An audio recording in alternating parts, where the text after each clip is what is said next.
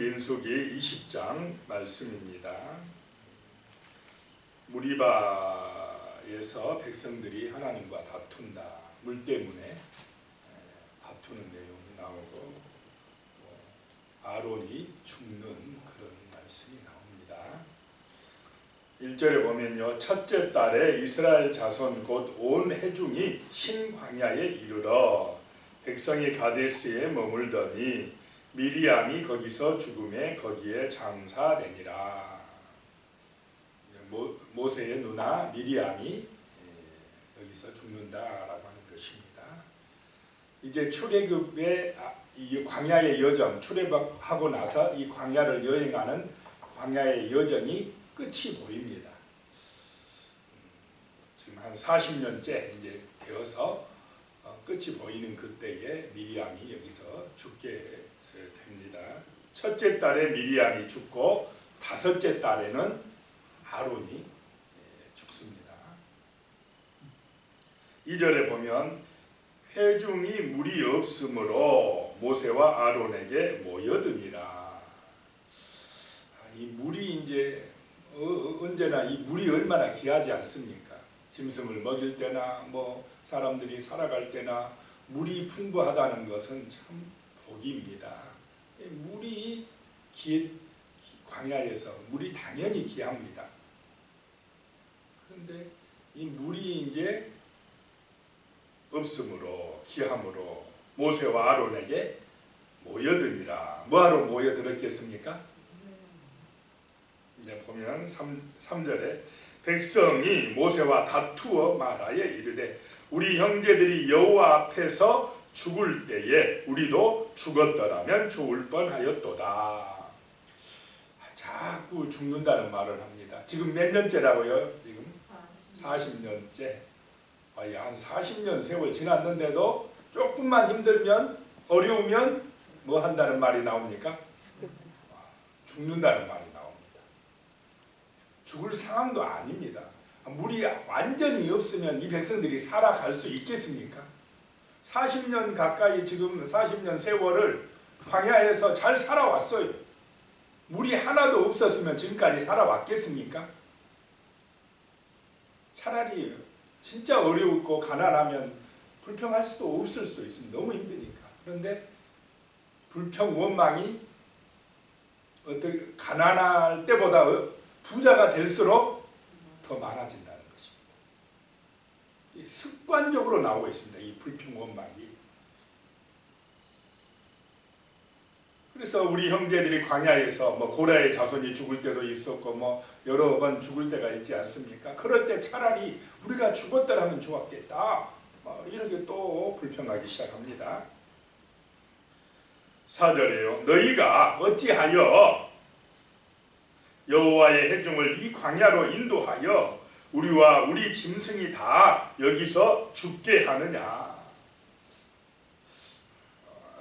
지금 죽을 좀 힘들지 죽을 형편은 아닌데 다 죽게 한다고 그럽니다. 또 5절에요. 너희가 어찌하여 우리를 애굽에서 나오게 하여 이 나쁜 곳으로 인도하였느냐. 그러면 좋은 곳이 어디란 말입니까?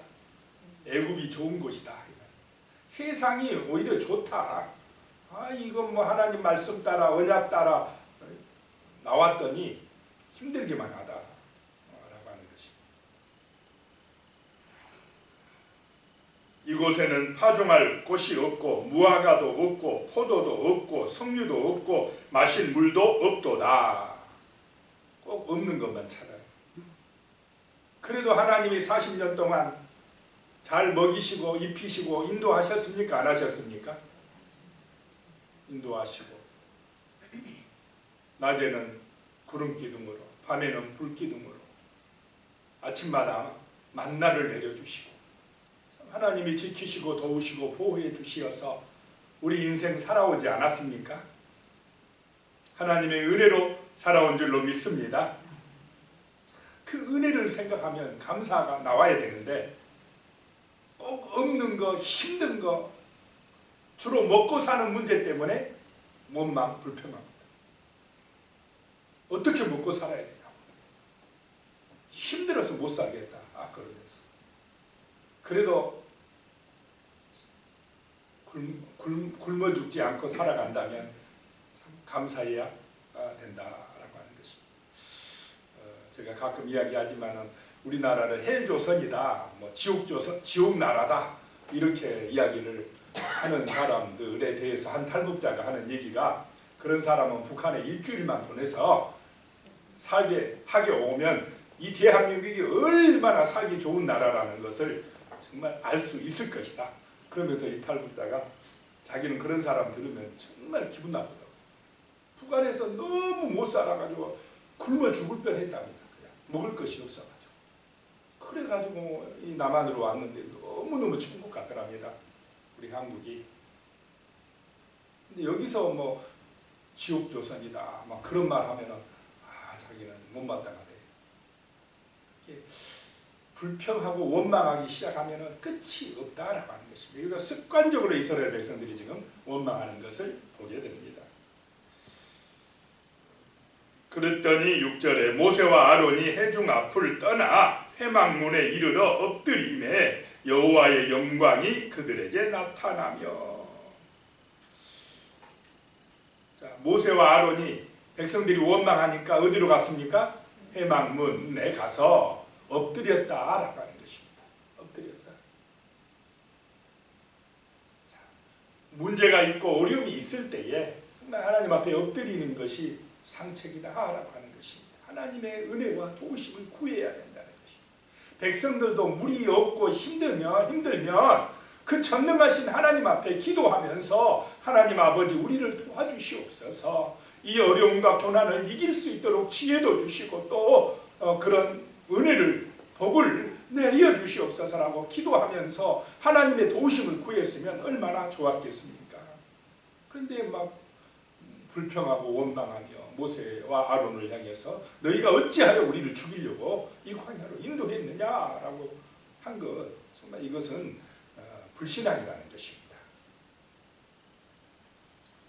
그랬더니 기도했더니 7절에 여호와께서 모세에게 말씀하여 이르시되, 8절에요 지팡이를 가지고 네 형 아론과 함께 회중을 모으고 그들의 목전에서 너희는 반석에게 명령하여 물을 내라 하라.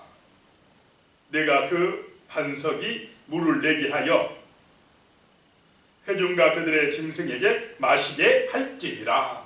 하나님의 전능하신 능력이 보여집니까? 안 보여집니까? 얼마나 위대하신 하나님의 능력입니까? 우리 하나님은 만물을 창조하신 줄로 믿습니다. 그러니까 지팡이 가지고 가서 반석에서 물이 나오라고 뭐 하라고요? 명령하라. 하나님의 말씀은 능력이 있는 줄로 믿습니다. 명령하라. 반석에게 명령하라. 우리가 이 성경의 말씀, 하나님의 말씀을 믿고 선포하면 그 말씀이 능력이 되고 기적이 될 줄로 믿으시기 바랍니다. 명령하라.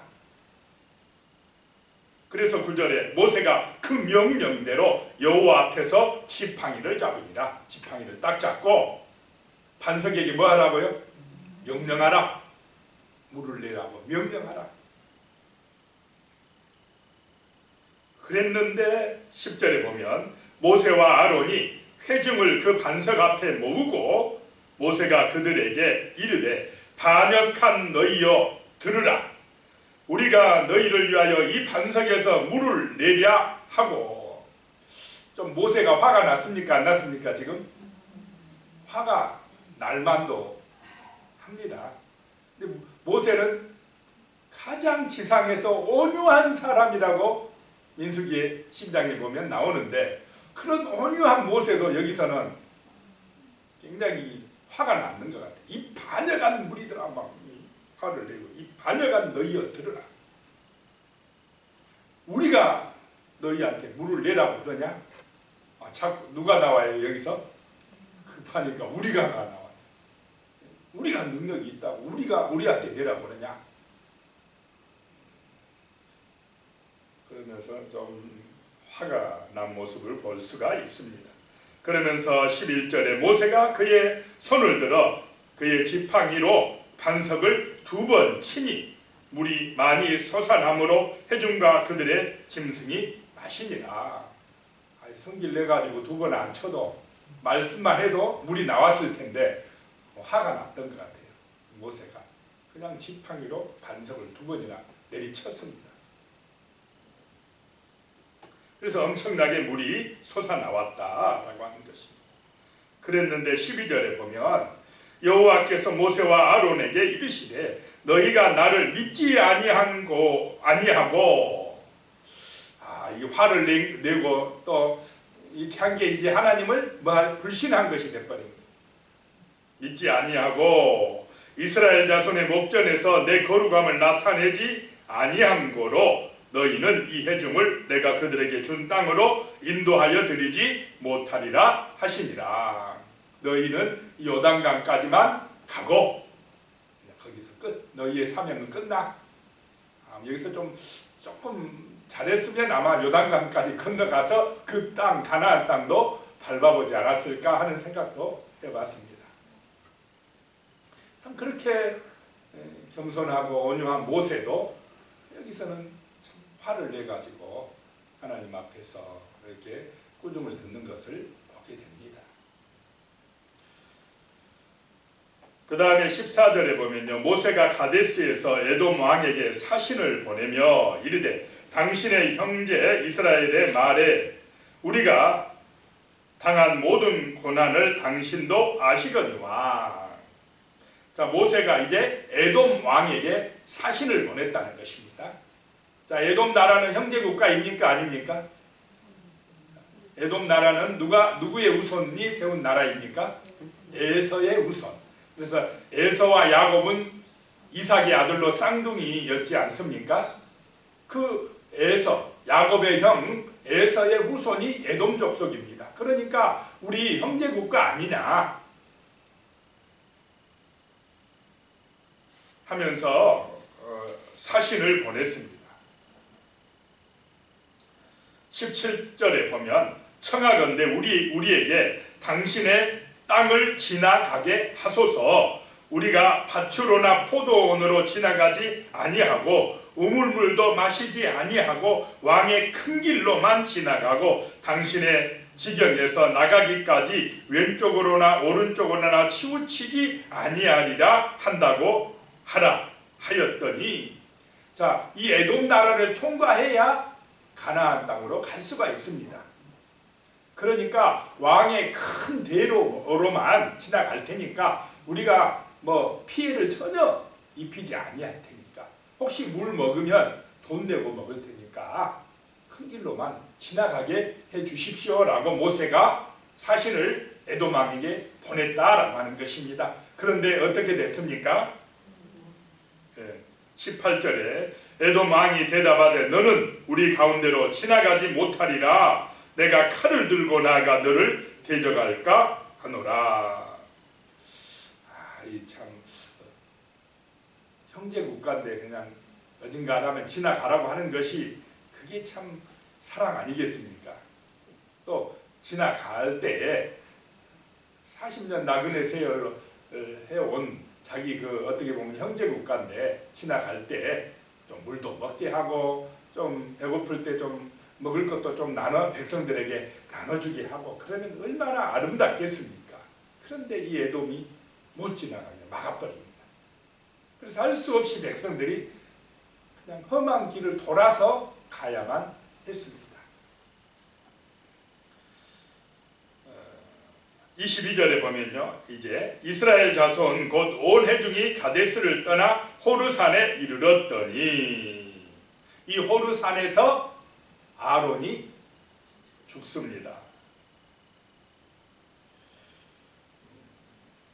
26절에 보면 아론의 옷을 벗겨 그의 아들 엘르아살에게 입히라. 아론은 거기서 죽어 그 조상에게로 돌아가리라. 자, 아론이 입은 옷, 제사장의 옷을 벗겨서 누구에게요? 아들 엘르아살에게. 이제 대제사장이 누가 됐냐? 엘르아살이 된다라고 하는 것입니다. 그리고 아론은 죽어서 그 조상들에게 돌아갔다라고 하는 것입니다. 우리의 삶 속에서 전능하신 하나님을 인정하시고 때로는 경제적인 문제나 또는 자녀의 문제나 우리의 가정의 문제 또 여러 가지 문제 때문에 힘들고 어렵다고 할지라도 광야 같은 인생이라 할지라도 정말 범사에 하나님을 인정하고 기도하시고 믿음으로 승리하시기를 축복합니다. 원망하고 불평하면 우리에게 손해가 된다는 것입니다. 힘들고 어려울수록 기도하고 하나님의 말씀을 믿고 그 말씀을 선포하고 감사하고 축복하는 하나님의 은혜를 소망하는 삶이 되시기를 간절히 축원합니다. 기도드리겠습니다. 하나님 아버지, 우리의 인생은 광야와 같은 인생입니다. 날마다 힘들고 어려운 점도 있지만 그러나 중요한 것은 전능하신 우리 하나님께서 우리의 삶 속에서 함께 하신다는 것입니다. 살아계신 능력의 하나님께서 우리의 심령에 함께 계신다는 것입니다. 날마다 하나님의 언약, 진리의 말씀을 선포하고 믿고 기도할 수 있게 하여 주시옵소서. 믿음으로 감사하며 믿음으로 승리할 수 있도록 하나님 아버지 거룩한 백성 될 수 있도록 은혜 주시옵소서. 오늘도 주님의 은총 안에서 감사하며 기뻐하며 소망이 넘치는 그런 복된 삶을 살아갈 수 있도록 힘 주시고 지혜 주시고 능력 주시옵소서. 기도에 응답하여 주시옵소서. 예수님의 이름으로 기도드리옵나이다. 아멘.